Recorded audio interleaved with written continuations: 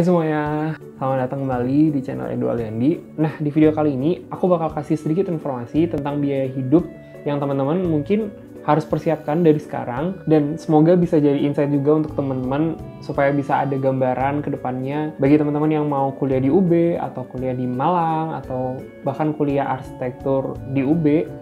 Itu bisa tahu kira-kira segini nih yang harus aku persiapkan untuk perkuliahan, terus apa-apa aja yang urgent yang harus dibeli duluan, apa-apa aja yang mungkin ya bisalah nanti dibelinya, nggak usah sekarang-sekarang. Oke, langsung kita mulai aja ya.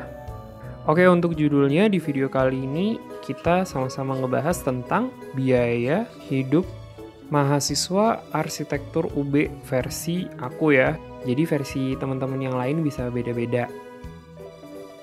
Nah, apa aja sih biaya hidup yang teman-teman harus persiapin nih dari sekarang atau udah mulai dipikirin lah paling enggak. Kalau di sini aku ngebaginya jadi 4 ya. Jadi ada biaya umum kuliah, ada biaya bulanan, sama biaya kebutuhan arsitektur. Dan sisanya yang keempat itu lebih ke biaya lain-lain. Jadi biaya-biaya yang ya belum tentu selalu per bulan lah. Oke, sekarang kita masuk ke biaya kuliah umum ya. Jadi aku ngebaginya jadi 3 nih. Yang pertama, ada KRS atau KHS. Terus yang kedua, biaya yang harus dikeluarkan itu tergantung sama jalur masuk teman-teman. Ada SNMPTN, ada SBMPTN, sama di UB ada namanya seleksi mandiri. Terus yang ketiga, biaya kuliah umum yang harus teman-teman keluarkan untuk di UB ada namanya IOM. Oke, jadi di sini kan ada IOM ya, iuran orang tua mahasiswa. Jadi nanti di IOM itu ya intinya kayak semacam subsidi silang gitulah dari kita untuk teman-teman kita yang bidik misi. Sekarang kita bahas yang utamanya dulu ya, jadi jalur masuk. Sesuai jalur masuk ini maksud aku adalah pengelompokan pembayaran uang kuliah sesuai jalur masuk. Jadi kan jalur masuk ada 3 tuh, ada SNMPTN, SBMPTN, sama seleksi mandiri. Untuk SNMPTN dan SBMPTN itu kita cuma dikenakan biaya UKT atau uang kuliah tunggal. Nah, sedangkan untuk teman-teman yang seleksi mandiri itu ada 2 nih, ada kena UKT sama UPK. UPK ini uang pangkal kuliah. Teman-teman yang nantinya keterima di SNMPTN atau SBMPTN, untuk UKT ARSI sendiri itu ada mulai dari Rp500.000 sampai Rp7 juta. Terus untuk informasi tambahan aja nih ya untuk teman-teman, UKT UB secara umum dimulai dari Rp500.000 sampai yang paling mahal di Rp23.400.000 per semesternya. Rp23.400.000 ini UKT maksimalnya teman-teman kita di FK. Oke, kita lanjut ke biaya seleksi mandiri. Bedanya di sini, mandiri itu nggak cuma UKT, tapi juga pas di awal dikenakan biaya UPK atau uang pangkal kuliah. Untuk teman-teman nih yang tertarik mandiri di UB dan mau masuk ARSI UB, untuk uang pangkalnya sendiri itu mulai dari 40 juta sampai 55 juta. Selanjutnya, kita bahas KRS sama KHS ya. Sebenarnya biayanya di sini tuh lebih ke biaya administrasi sih. Jadi nggak semahal UKT atau UPK tadi. Kalau di ARSI sendiri itu ada 2. Jadi ada untuk perpus sama TU-nya, ya administrasinya lah. Di sini aku bagi jadi 2 poin ya. Jadi ada perpus sama untuk pos. Nah, di perpus ARSI ini start dari 10.000 sampai 15.000. Kayaknya tergantung angkatan deh. Untuk posnya, untuk teman-teman yang tinggal di Malang Raya itu dikenain biaya 10.000. Nah, karena aku rumahnya di luar Malang, jadi aku dikenain biaya 15.000. Terus kita lanjut ke iuran orang tua mahasiswa atau IOM. Ada perbedaan juga nih, ada 2. Jadi untuk maba otomatis semester 1 ya, itu dikenain biaya 120.000. Untuk mahasiswa semester 2 dan seterusnya 60.000. Dan ini cuma bayar sekali, biasanya pas waktu kita KRS-an gitu. Selanjutnya kita move ya ke biaya bulanan. Di biaya bulanan ini aku cuma ngebaginya 2 sih. Jadi ada biaya tempat tinggal sama biaya makan, minum, jajan, laundry, ya kebutuhan bulanan kita lah. Nah, di sini kan preferensi orang masing-masing ya untuk biaya bulanan ini. Kebutuhan orang beda-beda, jadi bisa disesuaikan sama kebutuhan teman-teman nanti. Untuk makan, minum, laundry, dan lain-lain, atau pada dasarnya uang jajan kita per bulan, itu variatif sih. Kalau aku sendiri, untuk bersihnya per bulan orang tua aku tuh ngasih 3 juta per bulan. Untuk kos atau kontrakan mungkin zaman-zaman sekarang karena masih online, jadi masih belum sempat cari kontrakan ya untuk teman-teman yang maba atau yang semester-semester awal-awal. Untuk kosnya ini aku kategorinya jadi 3. Jadi ada kos yang kamar mandi luar, terus ada kosan yang kamar mandi dalam, sama kosan yang eksekutif. Nah, di sini dari kosan yang kamar mandi luar dulu ya. Kamar mandi luar itu ada 250.000 sampai 600 ribuan lah. Bahkan ada yang setahu aku bisa lebih murah dari 250.000, cuma dia lokasinya agak jauh dari kampus. Ada yang kamar mandi dalam. Nah, biasanya yang kamar mandi dalam ini dia start dari 800 atau 850 ribuan gitu sampai lebih dari 1 juta. Jadi bisa 1.200.000, 1.300.000, 1.400.000. Kalau yang eksekutif itu bisa lebih dari 1,7. Terus kalau kontrakan ini sebenarnya aku nggak pernah kontrak selama 4 tahun. Startnya memang kelihatannya lebih mahal.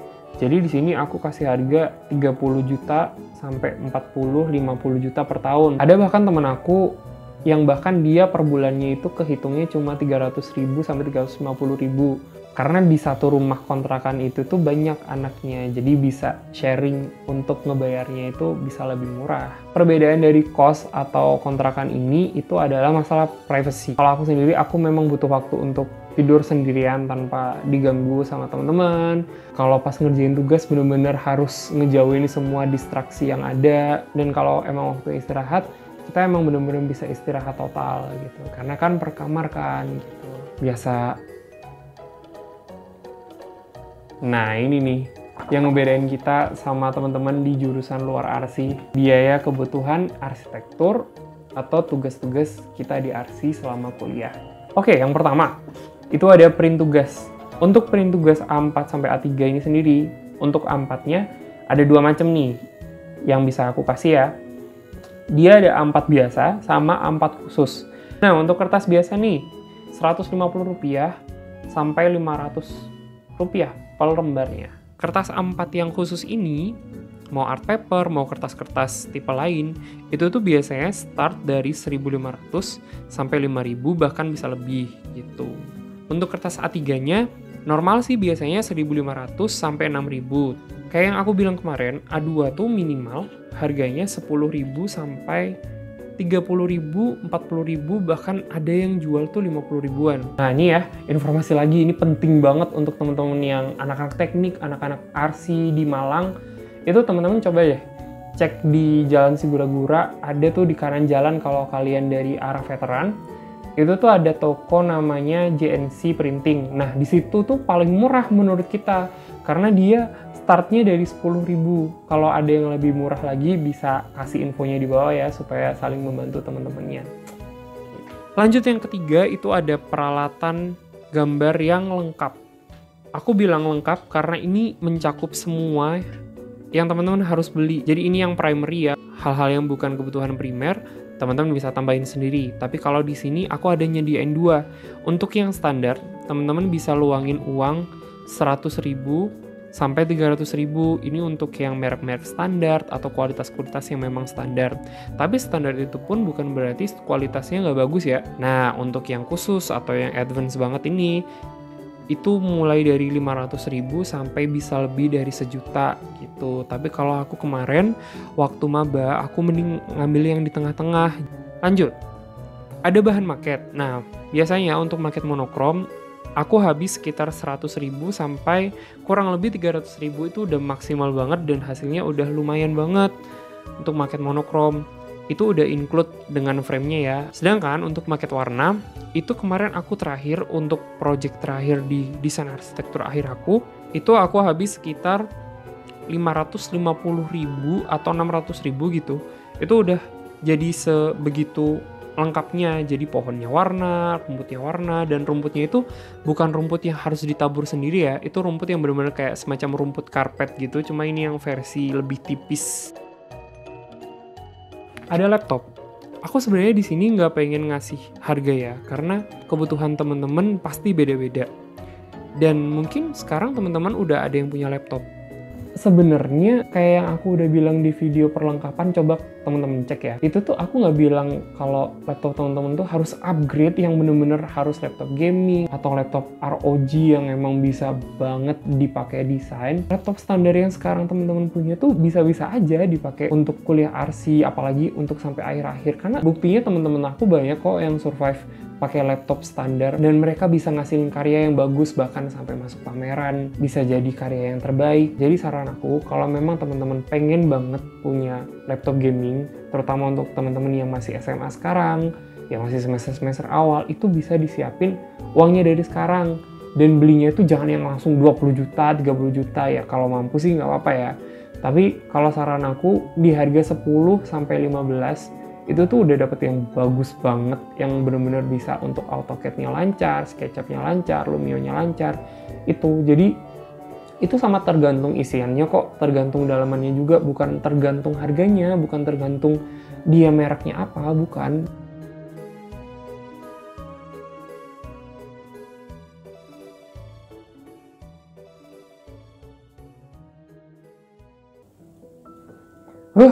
Lumayan juga ya kebutuhan untuk kita kuliah di arsitektur. Terus beberapa di antaranya ada yang sedikit pricey, yang harganya kayak kuda, nggak tahu diri banget. Memang itu kebutuhan kita. Dan kayak pesan-pesan aku sebelumnya, ngebelinya itu nggak harus langsung semua seabrek langsung di semester itu, di akhir semester itu. Nggak harus kayak gitu sih. Aku juga dulu belinya nyicil-nyicil karena aku di sini sebagai anak rantau dan status aku juga sebagai mahasiswa. Kita kuliah di perantauan, kita kuliah jauh dari orang tua, menurut aku itu bukan cuma masalah kuliah atau cuma masalah sekolah menuntut ilmu. Banyak faktor, gimana cara menghargai hidup, gimana cara menghargai waktu, lebih ke banyak bersyukur aja sih. Dan kurangi insecure. Untuk teman-teman yang masih suka insecure, nggak apa-apa, aku juga sering kok, masih sering insecure sampai sekarang. Ya aku berharap semuanya bakal semakin lebih baik ya ke depannya. Semoga teman-teman juga selalu sehat, teman-teman jaga kesehatan, selalu pakai masker kalau keluar, jangan lupa cuci tangan, jangan lupa bawa hand sanitizer, all those things yang membuat teman-teman tetap sehat. Untuk teman-teman yang sekarang masih berjuang banget di sekolah, apalagi teman-teman yang kelas 12 sekarang udah mau penutupan SNMPTN, bismillah, semoga semuanya lancar ke depannya, mau hasil apapun, semoga teman-teman dikasih yang terbaik. Once nanti teman-teman gak keterima pun, sedih, pasti sedih, dan itu nggak apa-apa, nggak masalah. Insecure, pasti insecure ngelihat teman-teman kita yang lain keterima SNMPTN, yang pada keterima SBMPTN, mungkin nggak apa-apa, itu manusiawi banget. Bahkan dulu waktu sebelum pengumuman SNMPTN, aku nangis dong di ruang BK sekolah aku, karena ujian nasional aku kan ada yang satu kimia tuh nilainya, ngerasa sedih nggak apa-apa, ngerasa insecure nggak apa-apa, ngerasa kalian di titik terbawah sangat tidak apa-apa, tapi jangan lupa untuk bangkit, jangan lupa untuk bangun, jangan lupa untuk teman-teman ingat bahwa di luar sana kita masih banyak hal yang harus diperjuangkan. Oke? Terima kasih udah sampai sejauh ini nonton video aku. Terima kasih kemarin untuk feedback teman-teman di video Q&A. Kalau teman-teman masih ada pertanyaan, bisa DM aku atau bisa komen di bawah. I'll see you guys on my next video. Peace guys. Lo Oreoku.